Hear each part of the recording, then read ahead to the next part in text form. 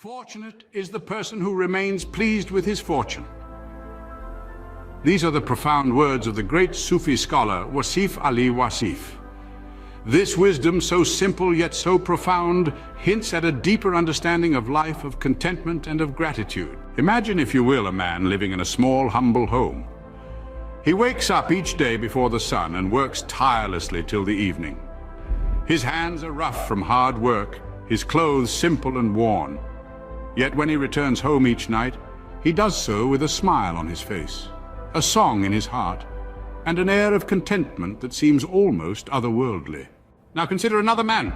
He lives in a grand mansion, drives a luxury car, and has all the material possessions one could dream of. Yet he is always restless, always wanting more. Despite his abundant wealth, he is never satisfied, always chasing after the next big thing, the next source of temporary happiness. His fortune is vast, but he is not fortunate. Why? Because he is not pleased with his fortune. These two men, living in vastly different circumstances, illustrate the truth in WASIF Ali WASIF's words. Fortune, in its truest sense, isn't about how much we have. It's about how we perceive what we have, how we appreciate it, and how we use it. The man in the humble home is rich in gratitude and contentment, and thus he is truly fortunate.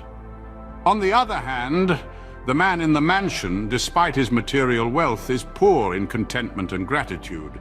He is unfortunate, trapped in a cycle of wanting more. So what does this tell us about fortune and contentment? It tells us that fortune isn't about the material possessions we have, it's about our attitude towards what we have. It's about finding joy in the simple things, about appreciating what we have, and about being content with our lot in life. In conclusion, true fortune lies not in having more, but in wanting less. It lies in being content with what we have, in appreciating our blessings, and in finding joy in simplicity. As WASIF Ali WASIF said, "Fortunate is the person who remains pleased with his fortune."